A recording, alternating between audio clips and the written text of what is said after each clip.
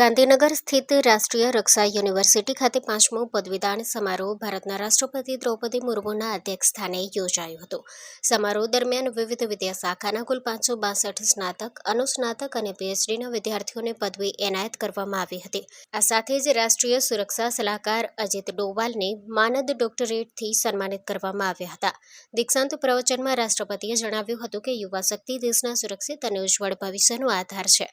Digital યુગમાં રાષ્ટ્રીય રક્ષા university જેવી સંસ્થાઓનું મહત્વ અનેક ગણું વધી ગયું છે. તેમણે વધુમાં ઉમેર્યું હતું કે સુરક્ષા હવે માત્ર ભૌગોલિક સીમાઓ કે પરંપરાગત હથિયારો પૂરતી મર્યાદિત નથી, પરંતુ સાયબર સુરક્ષા, ડેટા સુરક્ષા અને કૂટનીતિ પણ એટલી જ મહત્વપૂર્ણ બની ગઈ છે. સાયબર સુરક્ષા હવે ડિજિટલ વિશ્વાસનું અભિન્ન અંગ બની છે. રાજ્યપાલે પોતાના સંબોધનમાં યુવા શક્તિને દેશભક્તિના સંકલ્પ સાથે રાષ્ટ્રીય સુરક્ષાના મિશનમાં જોડાવાનું આહ્વાન કર્યું હતું. તેમણે સમર્પણ, તપસ્યા અને બલિદાનની ભાવના સાથે રાષ્ટ્રના વિકાસમાં સહભાગી બનવાની પ્રેરણા આપી હતી.